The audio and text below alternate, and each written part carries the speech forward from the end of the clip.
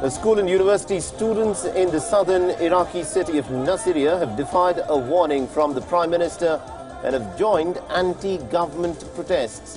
The students raised specific demands, including that the constitution and the election laws should be changed. Meanwhile, the protests have continued in the city of Baghdad, despite the security forces announcing a curfew in the capital, which has become a nerve center of the protests. The renewed protests have left almost about 200 people dead so far.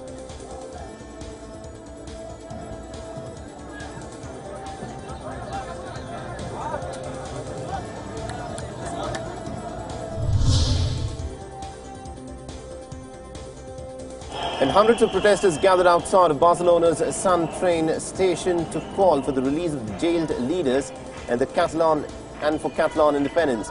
The Catalan separatist group CDR organized the protest, where the demonstrators surrounded the train station trying to impede commuters from entering and leaving.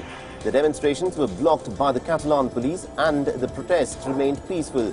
Barcelona, remember, has witnessed daily pro-secession protests since the 14th of this month.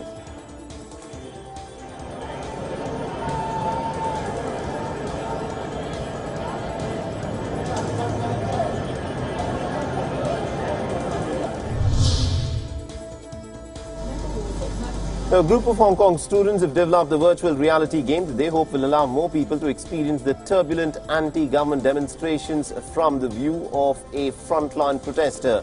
The short but detailed first-person game allows players to dodge their gas canisters, duck behind ramshackle burning barriers and also run from riot police. The game does not allow the protesters to inflict violence or do anything illegal, as that would stymie the maker's chances of getting it published by an online distributor.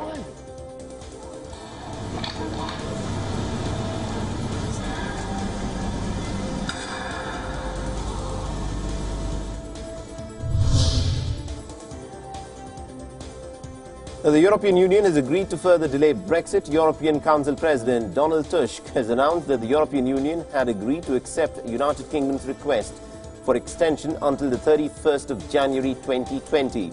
Now, the United Kingdom could leave early if the members of Parliament approve a deal before the 31st of January. This is the United Kingdom's MPs are discussing the possibility of an early election on the 12th of December, but that has now been turned down by the MPs.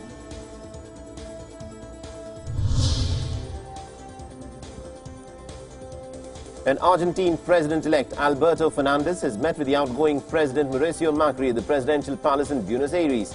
The Macri had invited Fernandez to the palace to discuss about an orderly transfer of power. And Fernandez now faces the challenge to revive the Argentine economy, which has been mired in recession for almost the entire of the last 1 year.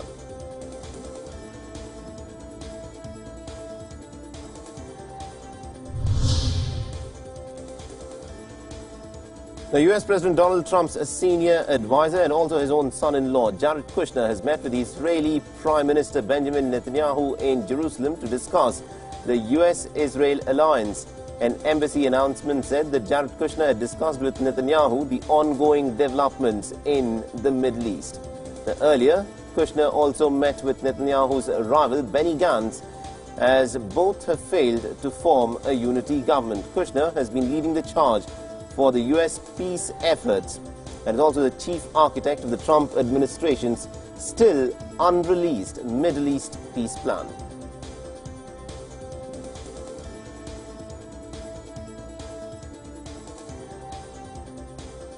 And Brazilian President Jair Bolsonaro arrived in Doha as a part of a tour of the United Arab Emirates, Qatar and Saudi Arabia. The trip hopes to turn a page on a diplomatic storm last year with Arab nations over a proposal to move Brazil's embassy in Israel to Jerusalem.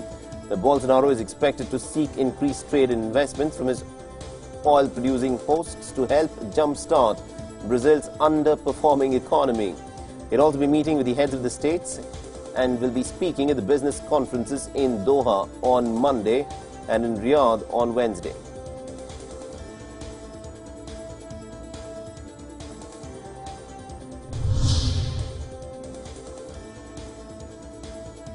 Now, the photo of the hero dog who was wounded during the United States Special Forces raid on Syrian on the Syria compound of the Islamic State leader Abu Bakr al-Baghdadi was released in a Twitter post by President Donald Trump. The dog was described as slightly wounded after leaping into the fray on Saturday. Trump praised the dog in his remarks, describing the battle that took place at Baghdadi's compound. The U.S. Army General Mark Milley, the chairman of the Joint Chiefs of Staff, was pretty tight-lipped about the identity of the dog when asked at a Pentagon news briefing.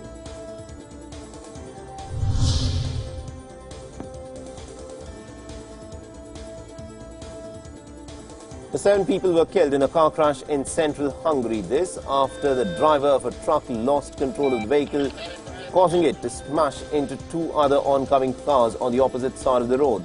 The passengers in the oncoming vehicles were killed when the cars caught fire following the collision. The police said that the truck was a Serbian-registered vehicle and the smaller cars also had foreign registration plates.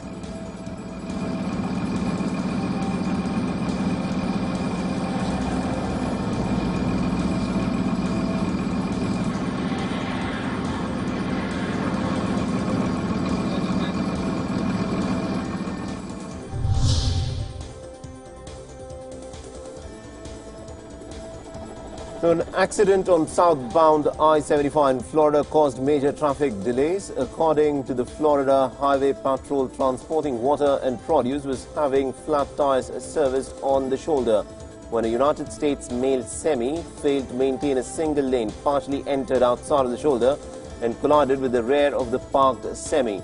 Now, the FHP says that the driver of the mail carrier truck received serious injuries and was rushed to the hospital. Now, the aerial video by the WFTs showed mail spilled all over the highway, causing other drivers to only use one open lane.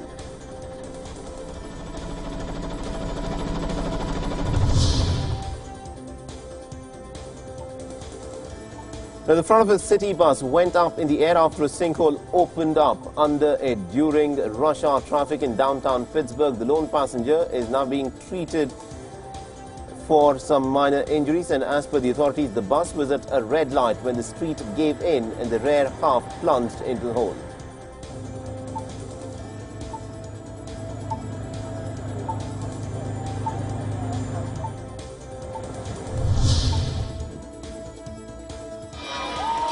And Richard Branson-backed Virgin Galactic Holdings started trading on the New York Stock Exchange, becoming the first space tourism company to hit public markets. The stock opened at $12.01, and the company was created from the merger between the British billionaires Branson, Virgin Galactic, and a former Facebook executive's publicly traded shell company, which invested about $800 million for a 49% stake in the company.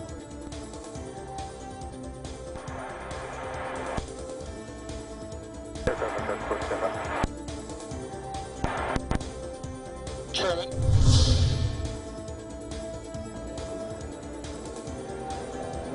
And Cubans flocked to a dozen shops that opened in Havana, selling home appliances and spare parts for cars in dollars, as the cash-strapped government struggles to rake in tradable currency to purchase imports and also to pay off its debt.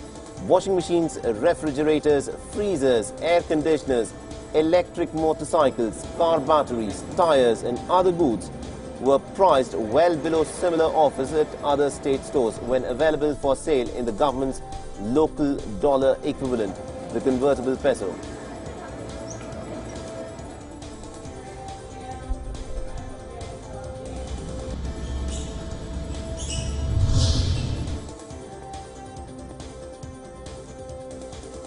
And Colombia's capital city elected its first female mayor in what is being hailed as an important advancement for both women and also LGBT rights.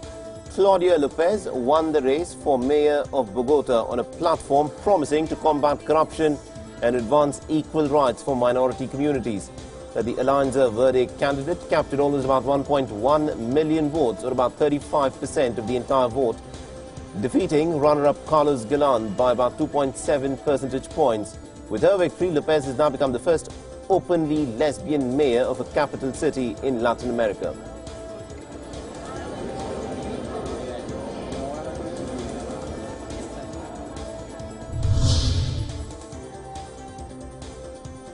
No casualties have been reported after a 5.7 magnitude earthquake hit a county in China's Jiangsu province. Strong tremors were felt in the county and many people rushed out onto the streets after the earthquake, though no collapsed buildings have been reported. More than 130 buildings in the county suffered damage. The local authorities are setting up tents to accommodate the residents, and local governments of all the townships in the country are also evaluating the impact of the earthquake.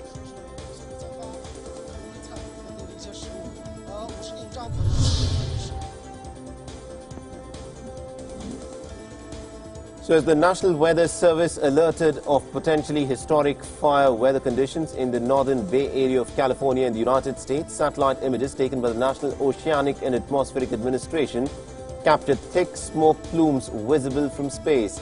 The thousands of people were evacuated from some of Los Angeles' wealthiest neighborhoods after a fast-moving fire swept through the area. And this is said to be Los Angeles' wealthiest neighborhood after a fast-moving brush fire ignited early Monday morning near the Getty Center Museum. This is the latest outbreak in a wildfire season that has scorched parts of California.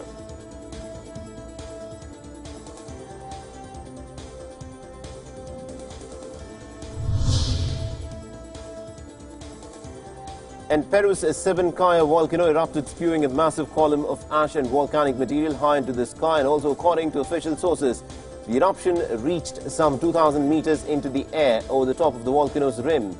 A drone captured some dramatic images of a lava dome rising inside of the volcano's crater and spewing toxic gases.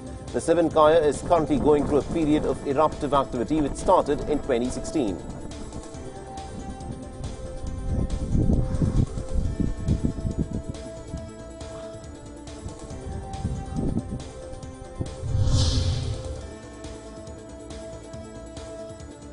Donald Trump and Melania Trump welcomed little goblins, superheroes and dinosaurs to the White House to celebrate Halloween. Now, military families, local school children and also their families attended the festivities and received commemorative candy and souvenirs from the President and the First Lady. Now, the White House was decorated with scores of pumpkins and many other things for the occasion of Halloween.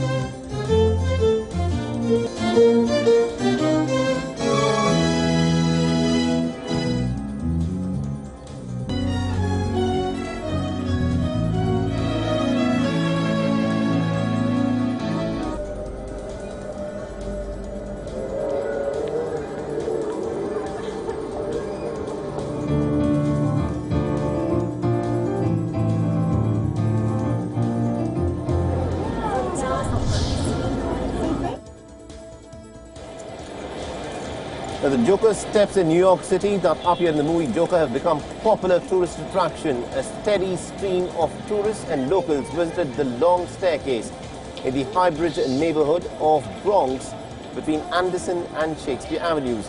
Now, in the film, actor Joaquin Phoenix does a dance on the staircase accompanied to a Gary Glitter song. Some residents of the neighborhood are not happy with all the additional foot traffic on the steps, which many people use daily to get to a nearby subway station.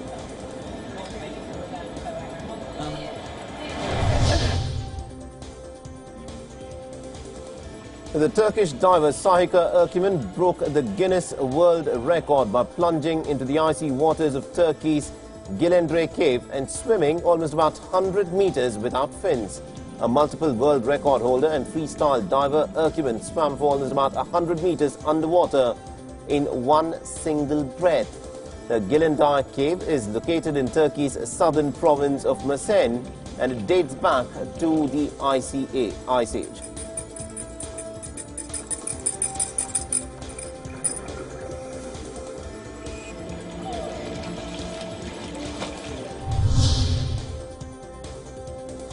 Now, the monarch butterflies have made their early migration to Mexico. This even after wintering grounds have dropped to about one-third of last year's levels due to illegal logging. Now, environmentalists and officials in Mexico still expect a strong turnout this year because of a 2018 population rebound. Millions of monarch butterflies make the 3,400-mile migration from the United States and Canada each year and then return back northward, though no single butterfly lives to make the complete trip.